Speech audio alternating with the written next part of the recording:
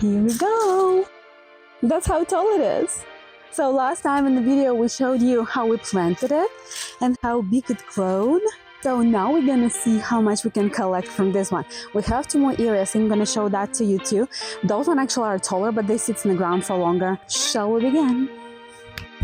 Here is the spot where we planted our sunchoke last year.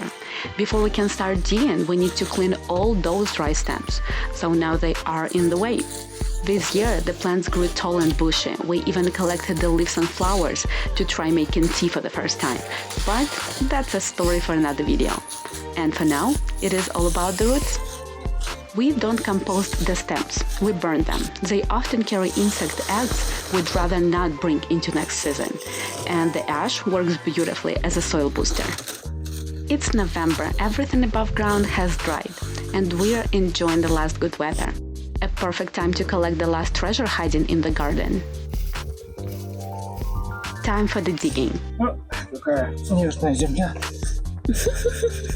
Val starts with the pitchfork, and even with his full weight, breaking the first layer is tough. Once the soil cracks, the shovel finishes the job. We always start from the side to avoid slicing into the tubers. And here we go. The first sunchokes are out. We discovered that the best method is to dig a trench around the plant and push the entire soil mound to the side. This keeps most of the tubers connected to the root, so we can grab the remaining stems and let the whole clutter out in one motion. At least that's how it works when the garden decides to cooperate. But of course, the garden always has its own plans. Once we got further, closer to the tree in the front yard, we hit a maze of roots, woven through the soil like a net in every direction. They grip the ground, squeeze the tubers, and turn an easy harvest into the slow, careful process. So instead of pulling out one big, perfect clutter, we had to fight for every tuber, untangling them from the invaders one by one. This is the part where digging turns into a workout. After wrestling with these roots, Val decided that the next season he's digging a proper trench along the front yard fence. We planned to do it this year, but other things came first, and here we are, struggling through the consequences. That's what we ended up in this area. We expected like much more, seriously.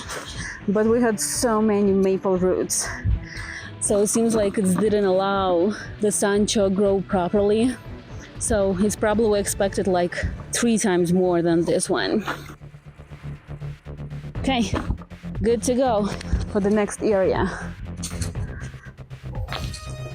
Here is the second area.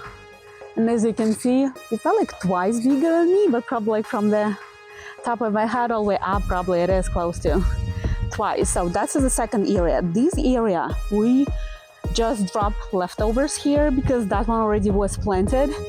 So it ended up, this one is bigger. I have no idea why. Seems like they liking it better, but we're gonna collect them too. After a quick break, we are off to the next harvesting spot. Думаю, в 2 раза выше тебя. At the beginning of the day, Val was convinced the first area would be the easiest one. So now we're starting this second patch fully prepared for the worst. New location, same process. Cut the stems and clean the ground first. And while Val was cleaning and getting the area ready, I got curious and decided to measure the tallest plant. And how much do you bet? I said it was nearly double Val's height, and he insists it was just 10 feet. Time to see who wins. That was right. It's 2 inches less than 10 feet. It's just kind of like a good to know how tall, because this year our anti-helmet was like a laying down on. There was like split on the top, turned into the flowers, and there was like a kind of like a craggy, like little twisted look. Anyway. Back to the roots. I finished the raking and Val jumped in with the pitchfork. This spot was definitely kinder to us. The trench on this side of the fence was finished in the spring, maybe that's why, hard to say. But despite being a larger patch, we cleaned it almost as quickly as the first one. 2 pair of hands are always better than 1. Even so, this was the area we once tried to get rid of, and yet it produced more sunchokes than any other area. All from the tiny leftover tubers we planted here, just so they won't go to waste.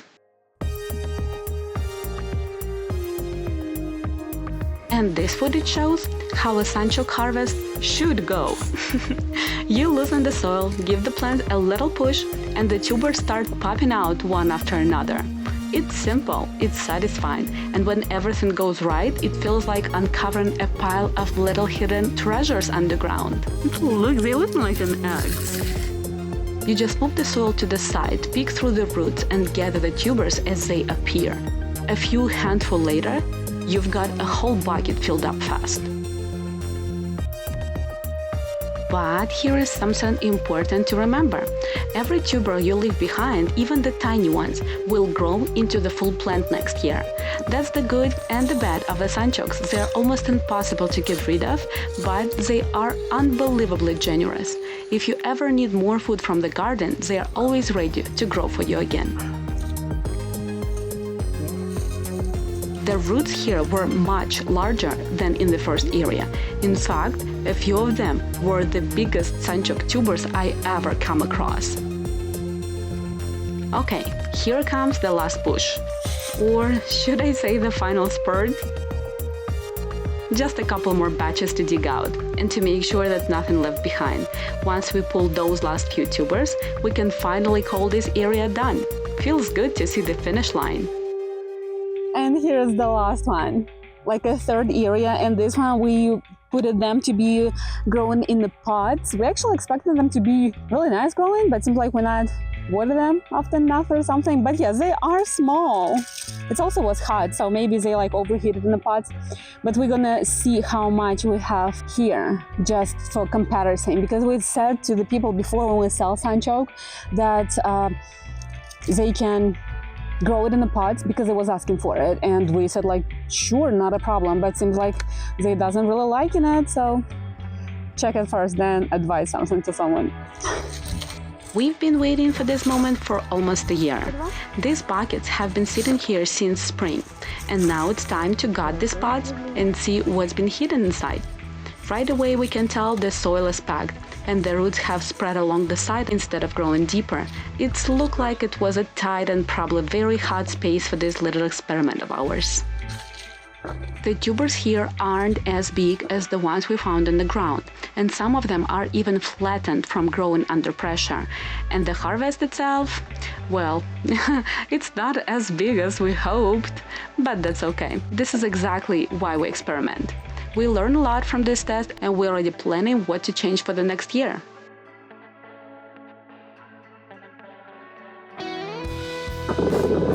And here we are pouring everything we collected into the bucket and bringing it over to the scale. This year we actually beat our own harvest from the last season. Even so, we expected to pull out a little more than we did. But we still had some great wins. A few of the biggest sunchoke roots I've ever held in my hands. That's a good start, right?